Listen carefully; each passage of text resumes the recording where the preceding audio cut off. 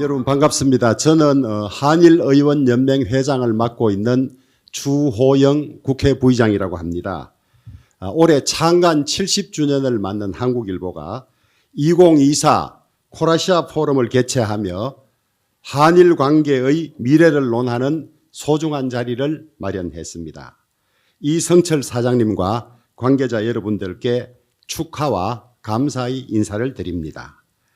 오늘 열리는 2024 코라시아 포럼의 주제인 한일 수교 60주년 특별계획, 새로운 비전, 상호 이익의 모색에서 알 수 있듯이 이 자리는 한일 관계의 의미와 나아갈 방향을 모색하는 귀중한 기회가 될 것으로 기대합니다. 지난 60년간 한일 양국은 때로는 갈등과 어려움을 겪기도 했지만은 상호 협력으로 이를 극복했으며 함께 발전해 왔습니다.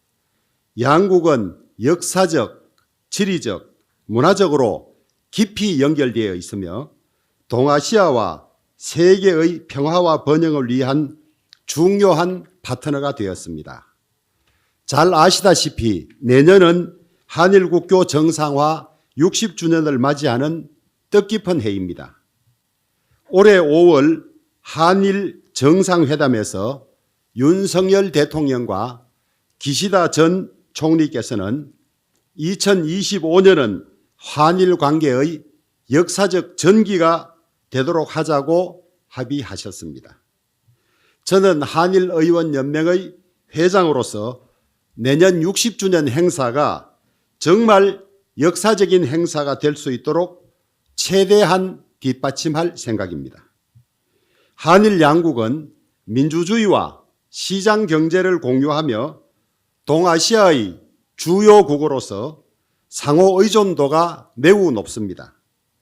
양국은 첨단 기술, 문화, 교육, 환경 등 다양한 분야에서 협력 가능성을 확장해 나가야 하며 특히 미래 세대를 위한 지속 가능한 관계 구축에 주력해야 합니다. 저의 고향인 경북 울진에는 원자력 수소 국가산업단지가 조성됩니다. 울진군의 10개 원전에서 생산되는 무탄소 전기를 활용하여 연간 약 30만 톤의 수소를 생산, 저장, 운반, 활용한다는 계획입니다. 향후 수소 산업 클러스터를 구축하기 위해 삼성, 현대, GS 등 국내 주요 대기업들이 속속 입주하게 됩니다. 현재 전 세계가 수소 산업을 주목하고 있고 세계적인 기업들이 수소 산업을 선점하기 위하여 엄청난 자본을 쏟아붓고 있습니다. 저는 원자력과 수소 산업에서 한국과 일본이 긴밀하게 협력할 수 있다고 생각합니다. 얼마 전 현대차의 정의선 회장과 도요타 자동차의 도요타 아키오 회장이 한국과 일본에서 만나서 수소 산업 전반에 걸쳐 협력을 강화하기로 했다는 보도가 있었습니다. 한국 기업뿐만 아니라 일본 기업들이 이번에 건립되는 울진 원자력 수소 단지에 입주해서 한일 간의 수소 협력을 더욱 가속화할 수 있습니다. 양국 기업들이 값싸고 환경 친화적인 원자력 발전소 전기로 저렴하고 또 질 좋은 수소를 생산한다면 전 세계 수소 산업을 선점할 수 있을 것입니다. AI 기술이 발전하면서 전 세계적으로 데이터 센터의 건립이 폭발적으로 늘어나고 있습니다. 잘 아시는 것처럼 데이터 센터는 엄청난 전기가 필요합니다. 따라서 한일 기업들이 한국 원전 주변에 한일 AI 블록을 형성해서 데이터 센터를 공동으로 건립할 수 있다면 AI 시대를 잘 대비할 수 있을 것입니다. 저는 우리 국회 차원에서 정부와 더불어 한일 간 수소 협력, AI 데이터 센터 협력을 할 수 있도록 실질적인 지원을 하겠습니다. 양국 관계의 기반은 국민 간의 상호 신뢰와 교류에 있습니다. 정치적, 경제적 협력만큼이나 인적 교류와 문화, 역사적 이해를 정진시키는 일도 중요합니다.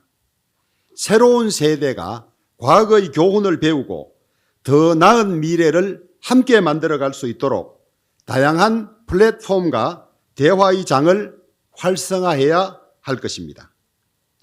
대한민국 외교부에 따르면 한일 양국 간 인적 교류도 크게 증가하여 올해는 과거 최고 수준인 연간 100만 명을 넘어설 것으로 예상합니다. 거의 한 달에 100만 명씩 한일 양국을 오고 가고 있는 상황이지만은 입국 절차가 너무 복잡하고 시간이 많이 걸린다고 합니다. 오죽하면 비행기는 1시간도 안 탔는데 입국 심사대에서 2시간 이상 서 있어야 한다는 불평이 나오고 있습니다. 양국 정상이 한일 관계 전면 정상화를 선언하고 내년이 한일 관계의 역사적 전기가 되도록 하자고 선언한 만큼 국민들 생활에 실질적인 성과로 이어져야 합니다. 내년에는 1970년 이후 55년 만에 오사카 만국 박람회가 다시 열립니다. 오사카 만박은 일본뿐만 아니라 한국에서도 대단히 관심이 높습니다. 오사카 만박을 보러 오는 한국 관광객들을 위해서라도 한시적인 비자 면제나 사전 입국 심사제의 도입이 시급합니다. 안 해본 것도 아닙니다. 과거 2002년 한일 월드컵 때 일본 세관 관계자들이 한국의 공항에 와서 사전 입국 심사를 한 적이 있었습니다.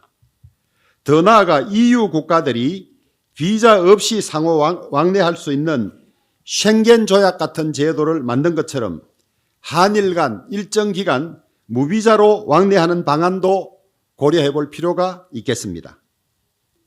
오사카 만박을 보러 오는 한국 관광객들이 한국의 교통카드로 간사이 일대의 버스, 지하철 등을 이용할 수 있는 한일 공용 교통카드나 교통앱을 만들어 성숙한 경제 공동체로 가는 토대를 마련할 수도 있습니다.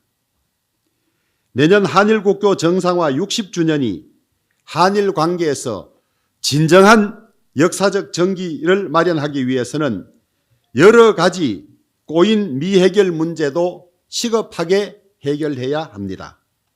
저는 대마도 관음사 불상 반환 문제를 해결하기 위하여 우리나라의 불교 조계종과 긴밀하게 상의하고 있습니다. 법치국가인 대한민국에서 최고 법원인 대법원이 반환 판결을 내렸는데 이를 이행하지 않고 불상을 반환하지 않는다는 것은 있을 수 없는 일입니다. 다만 우리 불교계와 여론을 감안해서 원래 불상이 있던 충남 서산 부석사에서 100일간의 예불을 드린 후에 반환하는 방안을 서로 논의하고 있습니다. 징용과 징병 문제도 아직 해결되지 않은 부분이 많습니다. 과거 징병이나 징용으로 끌려오셨던 분 중 무연고인 분들의 유해가 일본 전역의 신사나 절에 안치되어 있는 경우가 많습니다. 지금은 주로 불교계를 중심으로 반환 운동을 하고 있지만 저는 한일의원연맹 차원에서 무연고 징용 징병자 유골 문제에 적극 관여하려고 합니다. 유골을 한국으로 모셔오면 현충원에 모실 건지 별도 시설에 모실 건지와 같은 이야기도 벌써 논의되고 있습니다. 일본에 기여하지 않은 제1교포, 이른바 자이니치의 투표권 문제도 해결할 필요가 있습니다. 대한민국은 외국인이라도 주민의 자격으로 지방선거에서 투표할 수 있는 권리를 부여하고 있습니다. 저는 국제법상 보편적 원칙이라고 할 수 있는 상호주의의 틀로 이 문제에 접근해서 일본 의원들과 이야기를 나누어 보려고 합니다.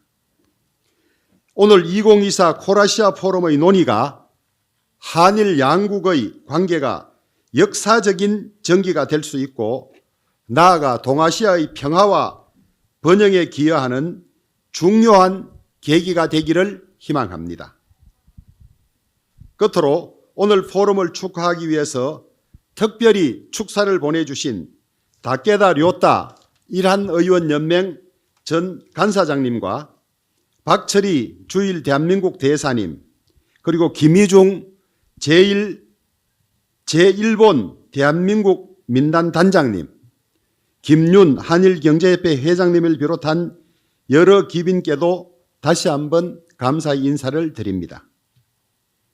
특히 지난 70년 동안 치우침 없는 보도와 깊이 있는 분석을 통해서 대한민국 사회의 균형추 역할을 해온 한국일보의 향후 여정이 더욱 빛나고 발전되기를 진심으로 기원합니다. 감사합니다. 아리가또 고자이마스.